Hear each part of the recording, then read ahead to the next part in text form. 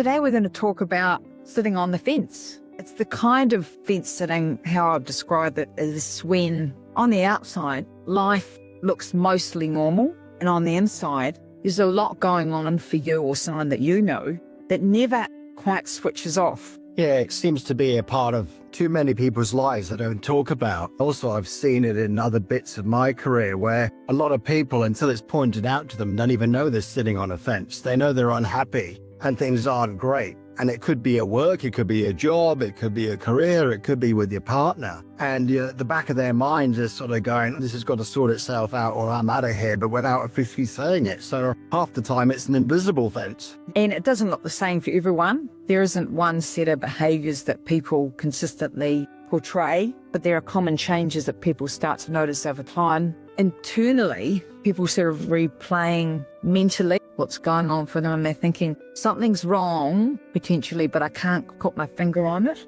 Yeah, and it shows up at work quite a lot, I think, because for some people then your decision making slows down or your decision quality slows down. Your mental state, your ability to deal with, excuse my French, just the general shite sometimes is you have less tolerance for it. And they don't really sense it straight away, but it's that stuff going on at home that impacts how you show up in your workplace. And vice versa. So, at home, people avoid certain topics. They try to keep things calm rather than being brutally honest about what's going on for them.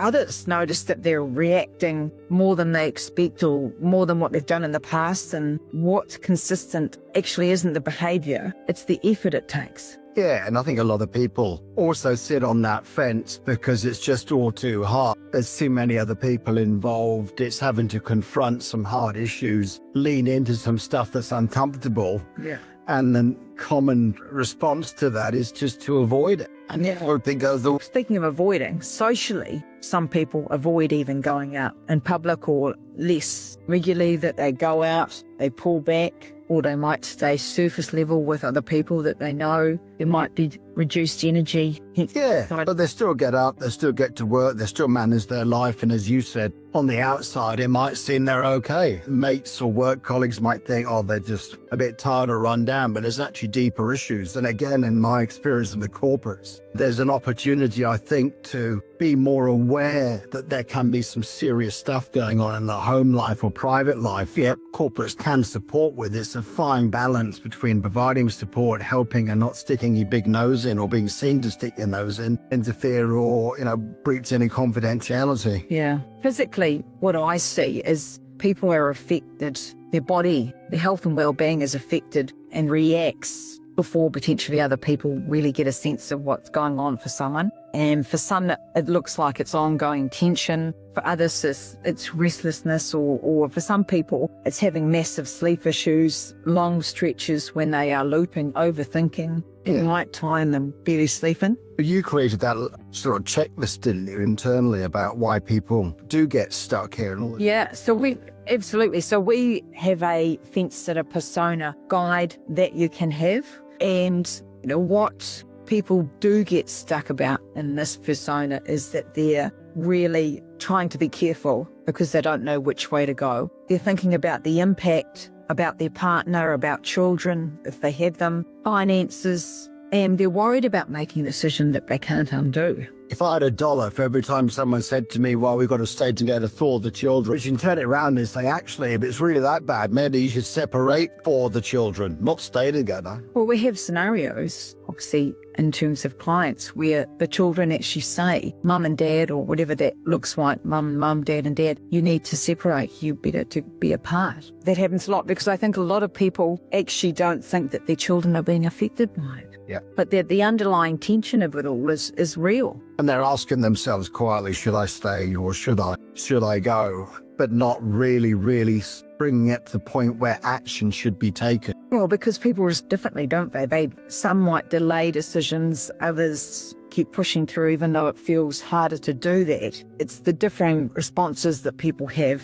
to the same uncertainty. And from my perspective, what really ties all of this together isn't the behaviour, but it's the load that they're carrying on all portfolios of their life. Yeah, and that load and the delay, that just creates more and more pressure, right? It just builds up quietly without people realizing, and it manifests in different ways. So not making that decision, I think there's a big cost with it. I think procrastinating or trying to put it under the carpet or trying to just pray for a miracle, that there is a serious cost. And people don't have a clear way of organising their thoughts either when you're in emotional dysregulation. So that organisational piece, that preparation piece is hugely important. And I work with a lot of people who prepare to separate, who they are the initiator of separation. And actually 70% of women are the initiator of separation if that's the way that people decide to go. Didn't you tell me that they also have that sorted out in their minds well in advance of male partners typically? Yes, absolutely. Women leave emotionally 2 years at least before they leave physically. Where men, what I do see in my practice in the coalface is that men tend to stay in these relationships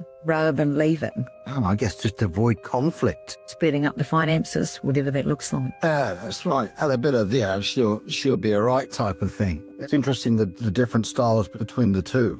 Well, I think we should have a chat about what actually helps people who are at this stage right now. And I think that the first thing that I would suggest, my guidance would be to slow things down and thinking about what actually is creating the pressure on them right now and what right now is actually changeable and what's there filling in the gaps. What does that look like? Yeah, look, I've given your course link, the Stay or Go course, to a couple of clients that I'm working with on their careers. And I think what helped them most was almost, again, that framework of kind of working out and becoming clearer on what the issues are, what the pros and cons are, and having a bit of a framework where at the end of it, it's their decision and no one else's. They see which side of the ledger is the heaviest, the stay or go bit, which sort of leads them down the path to whatever decision they reach in the end. But I think that's gold for a lot of people. Otherwise, they're like stunned mullets. They're not sure where to start. And it's all based upon the emotion of the day. Yeah, and I think if you can make one small step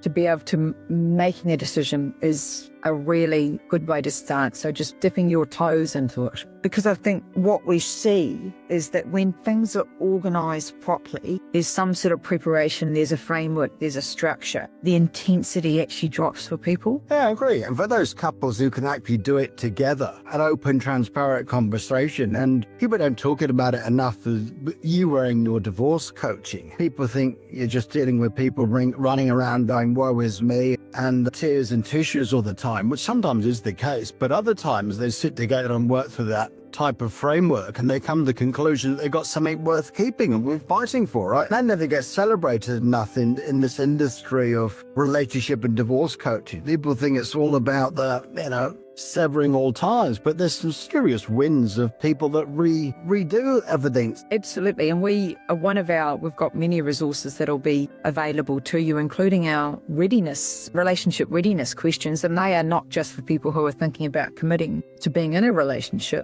serious relationship. It's also for people who want to recommit, want to return. Absolutely, and as I say to clients, don't leave any stone unturned in terms of trying to make it work. That's really important. You don't want to have any regrets about how you do this and whether that's stay or whether that's go. You want a go. You got to have no regrets.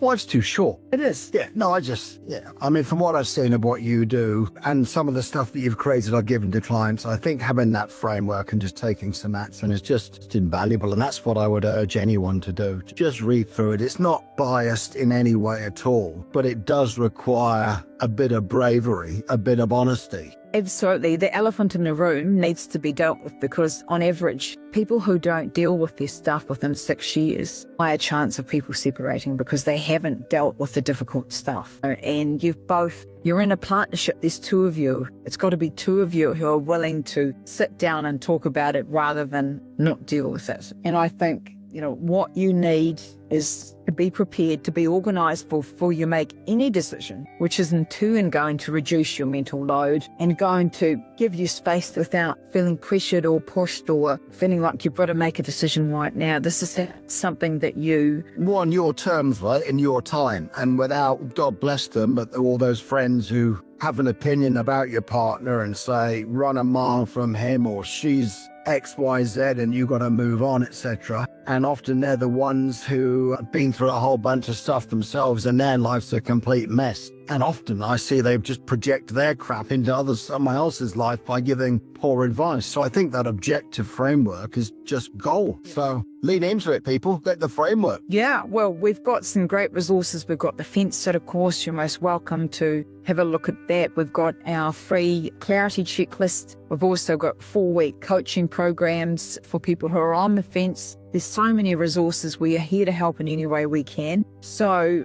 I hope that's been useful for someone in your community or you, whoever that may be. And in the next episode, Nick, we're going to be talking about why people choose to stay. Yay. And why a staying only works when something actually changes. Can't wait. Bye. Bye.